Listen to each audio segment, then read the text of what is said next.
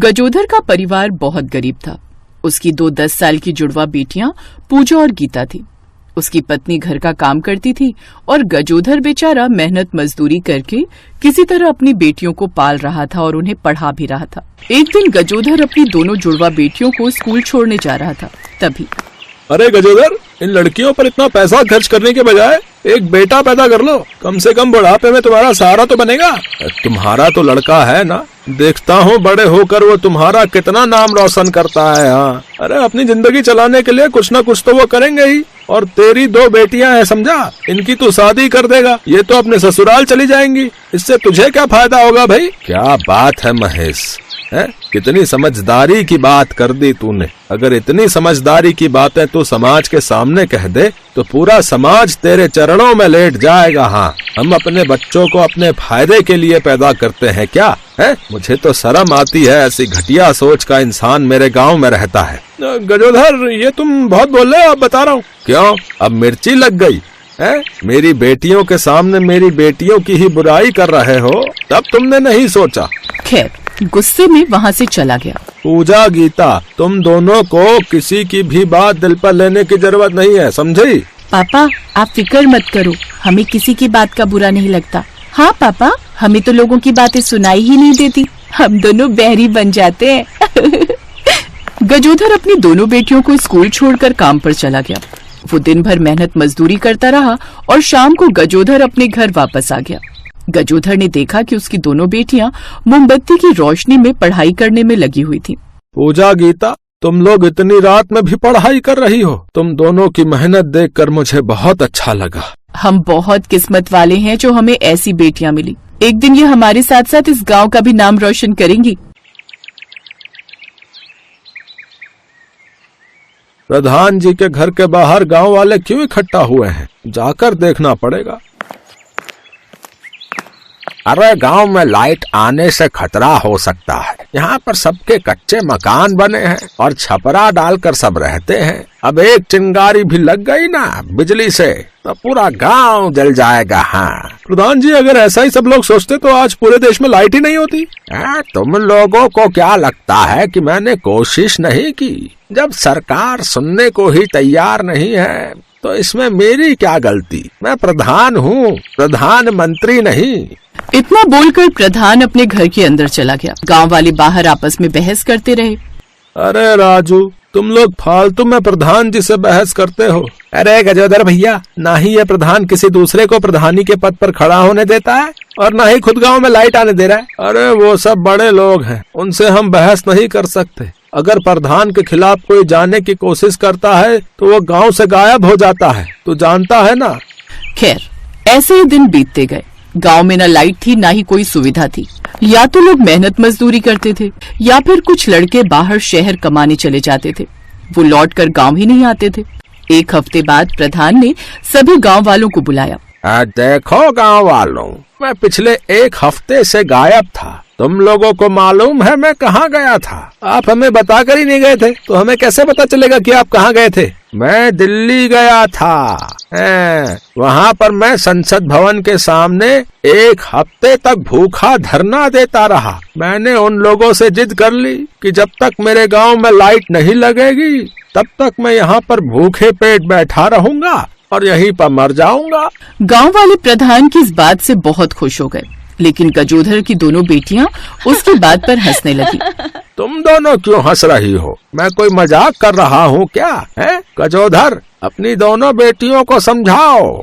खैर, सरकार मेरी बात मान गई है, इसलिए मैं वापस आ गया हूँ। लेकिन तुम सभी लोगों को कागजों पर अंगूठे के निशान लगाने पड़ेंगे, क्योंकि अगर बिजली की वजह से कोई भी नुकसान हुआ तो सारा इल्जाम मुझ पर आ जाएगा। इसलिए सभी लोगों की सहमति चाहिए मुझे। गांव वाले बिजली आने की बात से खुश थे, इसलिए सब लोगों ने जल्दी जल्दी कागजों पर अंगूठा लगा दिया। देखा मुनीम जी, ये सारे गवार हर रोज मेरे घर के बाहर आकर हंगामा करते थे। इसका खामियाजा आज इन गांव वालों को ही भुगतना पड़ा। इन लोगों ने अपने सारे खेत हमारे नाम कर दिए हैं। लेकिन अगर कुछ महीनों बाद इस गांव में बिजली नहीं आई तो ये गांव वाले फिर हंगामा करने लगेंगे। इस बार इन सबकी कमजोरी मेरे हाथों में है, कोई मेरा कुछ नहीं कर सकता। ऐसे ही दिन बीतते जा रहे थे। अब पूजा और गीता बड़ी हो गईं। गांव के सभी लड़के आवारा घूमते हैं, जबकि हमारी बेटियां पढ़ाई भी कर रही हैं, दूसरी लड़कियों को पढ़ा भी रही हैं और पैसों से हमारी मदद भी कर रही हैं। तुमने बिल्कुल सही कहा महिमा। पापा, कुछ ही सालों बाद आपको कोई काम करने की जरूरत नहीं पड़ेगी। इस प्रधान ने गांव वालों के साथ बहुत बड़ा धोखा किया था। 15 साल बीत गए, लेकिन अभी तक गांव में लाइट तो आई नहीं। उल्टा सभी की जमीनें प्रधान के नाम हो गई। सब गांव वाले बेचारे साल भर खेतों में मेहनत करते हैं और उन्हें बस खाने भर का अनाज दे देता है प्रधान, बाकी खुद रख लेता है। यहाँ तक कि उसने तो हमारी जमीन, हमारा घर भी अपने नाम कर लिया है। हम लोग चाहकर भी उसका कुछ नहीं कर सकते। लेकिन पापा, हमें सिर्फ 2 साल का वक्त दीजिए, सबकी जमीन वापस होगी। इस प्रधान को मैंने भीख नहीं मंगवाई तो हमारा नाम भी जुड़वा सिस्टर नहीं। अरे मेरी बच्ची, जैसा चल रहा है वैसा चलने दो। तुम लोग गुस्से में कुछ भी मत करना। पापा, आप डरो मत, हम ऐसा वैसा कुछ नहीं करेंगे। पूजा और गीता यूपीएससी की तैयारी कर रही थी। 1 साल बाद उन दोनों की परीक्षा का दिन आ गया। पापा, हमें परीक्षा देने के लिए शहर जाना है। तुम दोनों ने दिन रात मेहनत की है परीक्षा के लिए। मैं तुम दोनों को परीक्षा दिलाने जरूर चलूंगा। गजोधर अपनी दोनों जुड़वा बेटियों को लेकर शहर चला गया। उन दोनों ने परीक्षाएं दी और कुछ ही महीनों बाद रिजल्ट आ गया, जिसमें पूजा और गीता ने टॉप किया। 2 साल के अंदर दोनों ही जुड़वा बेटियां आईपीएस ऑफिसर बन गई। अब उनका एक मकसद था, सभी गांव वालों को उनकी जमीन वापस कराना। कानूनी रूप से तो सारी जमीन प्रधान के नाम थी, तो जबरदस्ती तो वो लोग कर नहीं सकती थी। इसलिए दोनों ने एक प्लान बनाया। गीता, हमारा एक दोस्त है राकेश, जो बहुत बड़े बिजनेसमैन का बेटा है। उनके पिता की बहुत सारी फैक्ट्रीज हैं, लेकिन अब राकेश जी भी एक फैक्ट्री लगाना चाहते हैं। तो मैं चाहती हूँ इस गांव में ही वो फैक्ट्री लगे, ताकि इस गांव के लोगों को कमाने के लिए बाहर न जाना पड़े। हाँ, तो राकेश जी को यहीं बुला लेते हैं। अगले दिन पूजा और गीता ने राकेश को बुला लिया। प्रधान जी, ये राकेश जी हैं। आपने ओबरॉय बिल्डर का नाम तो सुना ही होगा, ये उन्हीं के बेटे हैं। अरे वाह वाह वाह वाह, हमारी तो किस्मत ही खुल गई कि आप सीधा हमारे घर आ गए। मुनीम जी, उनके लिए जल्दी चाय नाश्ते की व्यवस्था कीजिए। प्रधान जी, इसकी कोई जरूरत नहीं है। दरअसल मैं इस गांव में एक फैक्ट्री लगाना चाहता हूँ, आपकी परमिशन चाहिए थी। हाँ हाँ, बिल्कुल बिल्कुल, मेरी तरफ से जो है पूरी परमिशन है। इन पेपर्स पर साइन कर दीजिए। प्रधान ने लालच में आकर बिना पढ़े ही कागजों पर साइन कर दिए। राकेश वहाँ से चला गया। अगले दिन गीता और पूजा पूरी फोर्स के साथ प्रधान के घर पहुँच गयी। पूरा गाँव भी वहाँ था। प्रधान जी, ये घर खाली कर दीजिए, क्योंकि ये आपका घर और आपकी सारी जमीन सब मेरे पिता गजोधर जी के नाम हो चुकी है। ये देखिए, आपने ही साइन किया है। धोखा किया तुमने मेरे साथ है? हाँ, धोखा किया। अब खुद निकलता है या उठाकर फिकवा दूं। और गांव वालों, आज के बाद बिना कागज पढ़े साइन मत करना कहीं पर भी। अब वो प्रधान भीख मांगने लगा।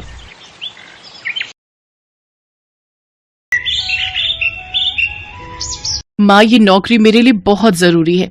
अगर उन होटल वालों को मेरा काम पसंद आ गया तो मेरी पगार और बढ़ जाएगी। बहुत मुश्किल से तो मुझे ये नौकरी मिली है। अब तुम ऐसे घबरा कर भेजोगी तो वहां इतनी दूर अनजाने शहर में अनजानी जगह पर मेरा बिल्कुल भी मन नहीं लगेगा। हाँ, नहीं कर रही मन उदास, पर तू वादा कर मुझे रोजाना फोन करती रहेगी। हाँ माँ, मैं जब भी काम से फ्री हुआ करूंगी सबसे पहले तुम्हें फोन करूंगी। अच्छा रुक, मैं तेरे लिए साथ में खाने का कुछ बांध देती हूँ, तू रास्ते में बस में खा लेना। ठीक है माँ, तब तक मैं अपना सामान अटैची में रख लेती हूँ। ये है सीता, लाजवंती की बेटी। लाजवंती बहुत गरीब है। पति के जाने के बाद घरों में काम करके लाजवंती ने सीता को पाल पोस कर बड़ा किया। सीता ने गांव में ही रहकर 12वीं तक की पढ़ाई पूरी की। सीता आगे पढ़ना तो चाहती थी, पर पिछले 1 साल में लाजवंती की तबीयत बहुत खराब रही, जिस वजह से सीता ने अभी कॉलेज की पढ़ाई के लिए अपना विचार बदल लिया और नौकरी ढूंढने लगी। सीता के बचपन की सहेली आशा की कुछ समय पहले दिल्ली के एक होटल में नौकरी लगी थी। आशा जब गांव आई तो सीता ने अपने बारे में भी बात की, तो आशा ने उसकी भी नौकरी उसी होटल में लगवा दी। अगले दिन सीता नौकरी के लिए दिल्ली पहुंचती है। होटल में आशा उसे सब कुछ समझा देती है। सीता खूब मेहनत के साथ होटल में नौकरी करने लगती है। शहर के बहुत बड़े व्यापारी मिस्टर जगन्नाथ जी की बेटी गीता आज शाम अपना जन्मदिन मनाने के लिए हमारे होटल में आ रही हैं। सभी स्टाफ को उनका पूरा ख्याल रखना है। जगन्नाथ जी की बेटी गीता को किसी भी बात की कोई तकलीफ नहीं होनी चाहिए, क्योंकि वो पहली बार हमारे होटल में आ रही हैं। समझ गए? जी सर, हम पूरा ख्याल रखेंगे। सुना है विदेश में पढ़ी लिखी है और बहुत नखरे वाली है। अभी सुबह ही मैंने रिसेप्शन पर फोन उठाया था, बड़ी तीखी आवाज में बात कर रही थी। हमें तो बहुत ध्यान रखने की जरूरत है। अगर जरा सी भी शिकायत का मौका मिला तो मैनेजर का गुस्सा तो मैं जानती हूँ, फालतू का भड़क जाते हैं। अच्छा चल, फिर तो हम बहुत ध्यान रखेंगे। अरे माँ का फोन आ रहा है। हेलो, हाँ माँ। हेलो सीता, जन्मदिन की ढेर सारी बधाई मेरी बच्ची। थैंक यू माँ, मेरे जन्मदिन पर आपका आशीर्वाद मेरे लिए बहुत महत्व रखता है। आज सीता का भी जन्मदिन है। ये बात सुनकर सभी स्टाफ के लोग सीता को जन्मदिन की बधाई देते हैं। अरे सीता, आज तुम्हारा भी जन्मदिन है, happy birthday. Happy birthday Sita. वैसे सब किस्मत की बात है, एक तरफ आज तुम्हारा जन्मदिन है जो तुम किसी और के जन्मदिन की तैयारी कर रही हो, और एक तरफ वो लड़की जिसका आज जन्मदिन है, वो कितनी किस्मत वाली है कि वो इतने बड़े होटल में अपने बर्थडे को सेलिब्रेट कर रही है। कहते हैं सब कुछ किस्मत से ही होता है। अब ये सब छोड़ो, अपना अपना काम करते हैं, बहुत सारी तैयारियां करनी है। सीता, तुम्हें मैनेजर साहब बुला रहे हैं। हाँ, मैं अभी आती हूँ। सीता मैनेजर के पास जाती है। सीता, तुम्हें मैं एक स्पेशल ड्यूटी दे रहा हूँ। गीता मैडम के वेलकम के लिए तुम्हें गेट पर ही खड़ा होना है। जैसे ही वो एंट्री लेंगी तुम उनके साथ रहोगी और देखते रहना कि उन्हें किसी भी बात की कोई कमी ना हो। और एक काम करो, अपनी ड्रेस की जगह कोई अच्छी सी स्मार्ट ड्रेस पहन लो ताकि और अच्छा इंप्रेशन पड़े।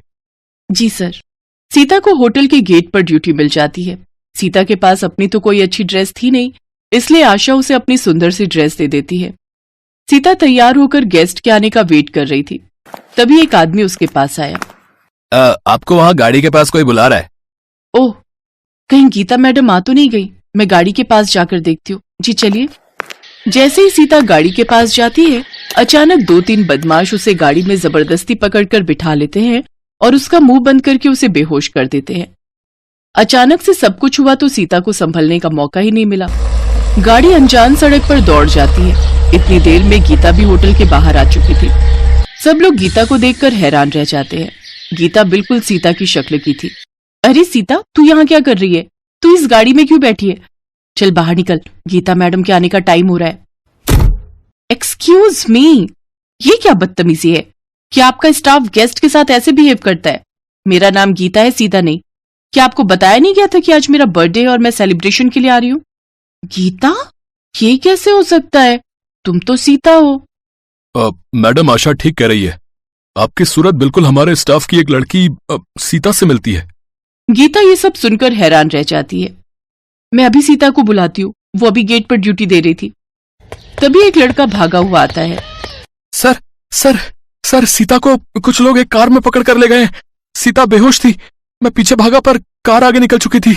वो जरूर कोई बदमाश लोग हैं सर। गीता घबरा चुकी थी। उसने अपने पापा के मोबाइल पर फोन किया और सारी बात बताई। गीता के मम्मी पापा भी वहां पहुंच गए। मैनेजर के पास सीता की माँ का मोबाइल फोन नंबर था। सीता की माँ को जब सारी बात पता चलती है तो वो फौरन बस पकड़कर दिल्ली आ जाती है। अचानक सब पलट जाता है। अरे लाजवंती, तुम, और यहाँ इतने सालों बाद तुझे देख रही हूँ। तू कहाँ गायब हो गई थी? मुझे माफ कर दो मेम साहब, मुझसे बहुत बड़ी भूल हो गई। सीता आपकी बेटी है, गीता की जुड़वा बहन। उस रात आपने एक नहीं 2 बेटियों को जन्म दिया था। मेरे मन में लालच आ गया था। मेरी औलाद नहीं थी, इसलिए मैंने आपकी एक बच्ची चुरा ली और अपने साथ गांव ले गई। पर मुझे नहीं पता था कि आज मेरी गलती की सजा मेरी सीता को मिलेगी। मेरी जुड़वा बहन सीता, माँ पापा सीता को बचा लो। मैं जानता हूं ये सब किसका काम है। मुझे लगता है अशोक ने सीता को गीता समझ लिया और मुझसे बदला लेने के लिए वो गीता को अगवा करना चाहता था। चिंता मत करो, वो ज्यादा दूर नहीं गया होगा। हम उसे पुलिस की सहायता से पकड़ लेंगे। गीता के पिता मिस्टर जगन्नाथ ने पुलिस को खबर दी और कुछ ही घंटे में पुलिस अशोक को पकड़ लेती है। सीता सही सलामत मिल जाती है। जब सीता को सच्चाई पता चलती है कि गीता उसकी जुड़वा बहन है और उसके असली माता पिता मिस्टर जगन्नाथ और ममता है, तो वो बहुत रोती है। मेरी बच्ची सीता, इतने सालों तक तू हमसे दूर रही। सीता, हमारी बच्ची। मेरी बहन सीता, तू इतने साल मुझसे दूर रही। मैं भी आप सबको पाकर बहुत खुश हूँ। और माँ, तुमने ऐसा क्यों किया? मेरे अपने माता पिता से मुझे दूर क्यों कर दिया? सीता और गीता एक दूसरे के गले लग जाती हैं। मुझे माफ कर दे सीता, मुझे माफ कर दे। अब तू अपने परिवार के साथ खुश रह। मैं तुझे अपना चेहरा कभी नहीं दिखाऊंगी। मैं हमेशा के लिए चाह रही हूँ। तुम कहीं नहीं जाओगी। जो हुआ बचपन में हुआ। मैंने बचपन से तुम्हें अपनी माँ माना है।